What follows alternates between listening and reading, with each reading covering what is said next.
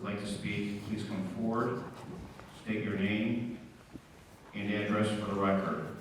You'll have 3 minutes, and there'll be no debate at this time. 3 minutes? Ooh, I gotta do quick. It's gonna take me 3 minutes to get up here. Won't start till you get up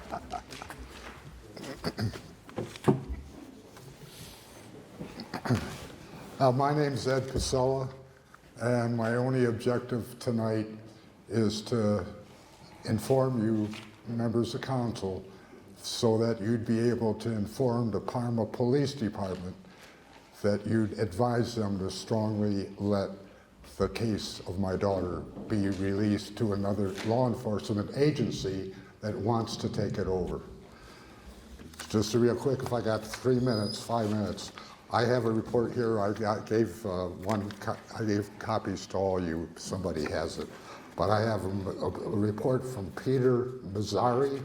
He has a PhD in forensic pathology, and depending upon my daughter's case, he says the scene was altered prior to Mrs. Pasela being discovered, which suggests that another person was present at the time of Mrs. Pasela's death, my daughter.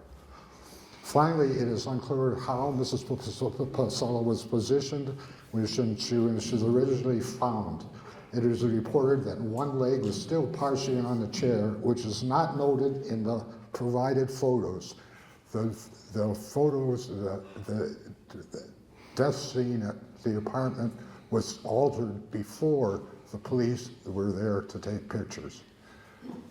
Okay. In summary, I agree with Mrs. Pasela's death was due to intoxication, but disagree with the coroner's assessment of the manner of his death as acute drug intoxication is inherently unnatural.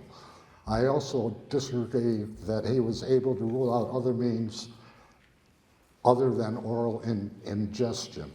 Further, given the circumstances surrounding the death of Mrs. Pasela, based on the provided investigative materials, it is my opinion that the manner at this time would be classified as undetermined on the death certificate.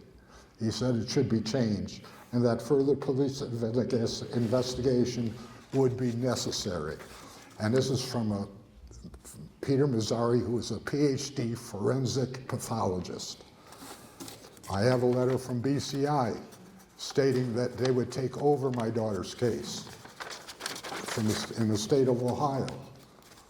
And then we finally got a letter. Mr. Pasela, just let you know you have 30 seconds left. The letter from the BCI said that by the statute, that Parma has to release it for them to be able to go over it. The last one is the County Sheriff's Department. And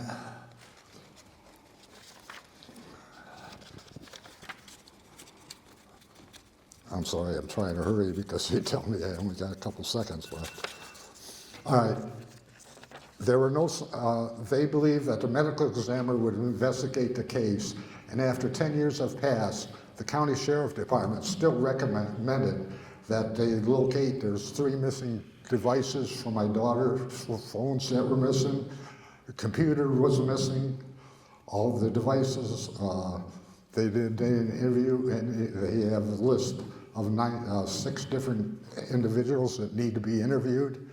The temperature was set at 80 degrees on a hot day, and that was only used so that, I forgot what it's called, but when you die in rigor mortis, that so whoever was there increased the thermostat so high to increase the rigor mortis in my daughter's body.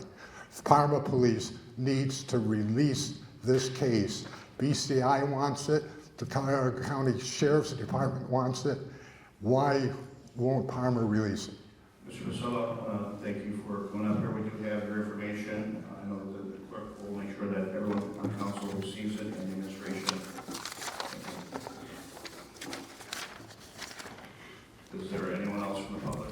Hi, my name is Karen Pasela. I'm here about my daughter, Dawn. Dawn died in 2012.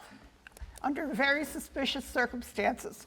Her death was ruled alcohol overdose, but she had a 0.59 alcohol level, which is enough to kill 2 men. There was her apartment, and this was proven in the police photos that the Parma police took. Her apartment was clean. There was no urine, no vomit, either through her apartment or around her body. She had,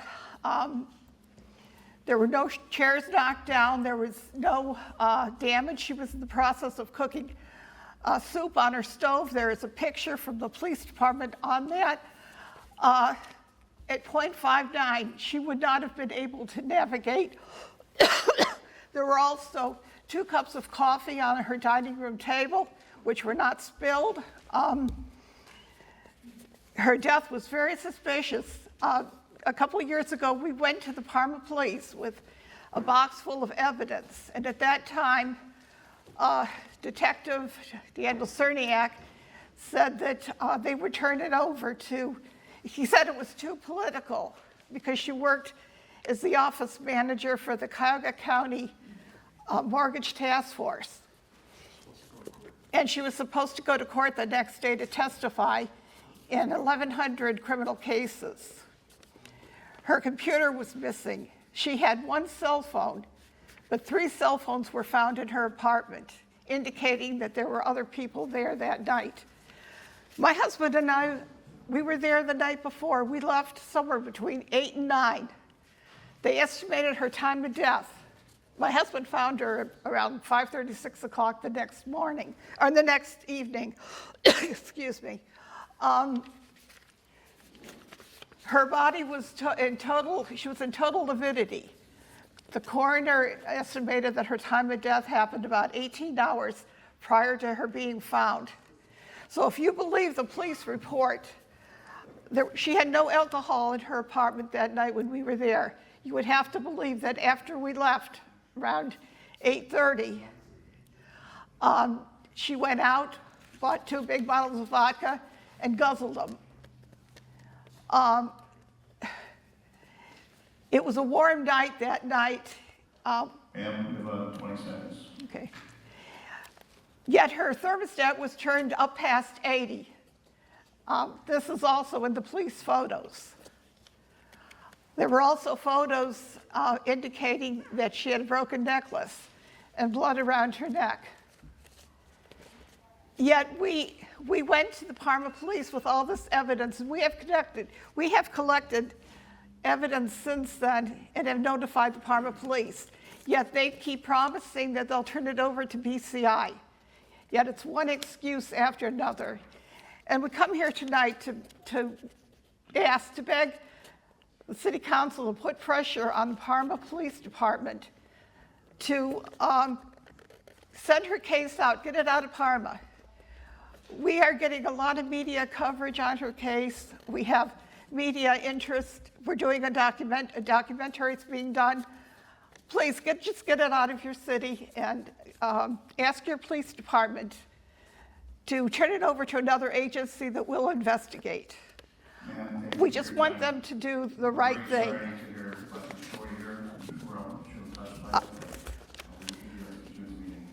All right, well, thank you for your time. Thank you for listening to us.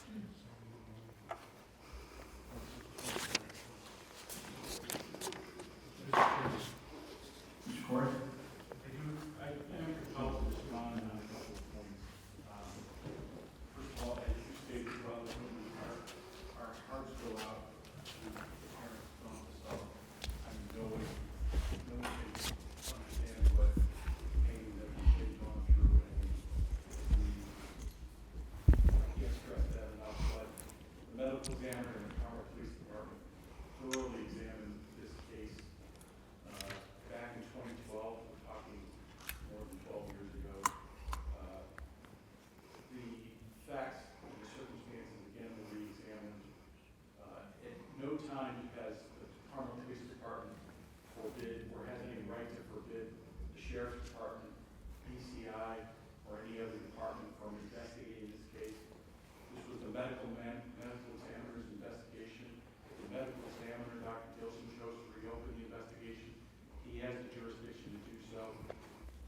there's no factual or evidentiary basis for anyone to reopen the case, and continue to suggest otherwise disregards those findings and the established facts. With regard to any kind of assertion that then Detective Syriac, now Captain Syriac, made any representation that the police department would not look at it due to its political nature is absolutely unequivocally untrue. I was in those discussions with Captain Syriac. We had the case reviewed by our law department, then under Law Director Dovek. That went through all of our facts and investigations. And with their countenance, we advised exactly what I'm advising. Any department that has jurisdiction can reopen this investigation. The reason why they have not is because there's no basis in doing so. As much as I am saddened for their loss, we cannot further taint the memory of her loss with chasing down spurious notions of conspiracy and other things, mostly fueled by outside agitators, which I don't need to get into now. So that's all I have. Thank you, Mr. Corey. Yeah, could I have rebuttal on what he said? No, we're just not debating here. Huh? Move on to, Derek is sure a lot of you by the pockets, so. that's we're gonna move on to point of order. We're gonna go to miscellaneous business portion of the. I can't say anything of what he said. No, I don't understand that. He's incorrect. I mean, he might be the Yes. law director, but I have a letter here from He's BCI. totally incorrect. Murder. We're gonna go to miscellaneous business. We'll start with the mayor. State director, Nothing to report tonight, thank you. service director, Nothing additional, thank you. auditor, Nothing this evening, thank you. law director, I just want to thank council for moving forward with the insurance legislation, two pieces of legislation, very important. Thank you. Mr. treasurer. Nothing tonight, thank you. We're gonna move to council. We'll start with Mr. Guzman. Thank you, Mr. President. Wanted to thank the service director. I did a ride along with our snowplows 2 Fridays ago. Before I get in With jail. Dave, great experience out there. It was on Sprague Road in the middle of a storm where we had very little visibility on Sprague. And our service department workers, they do a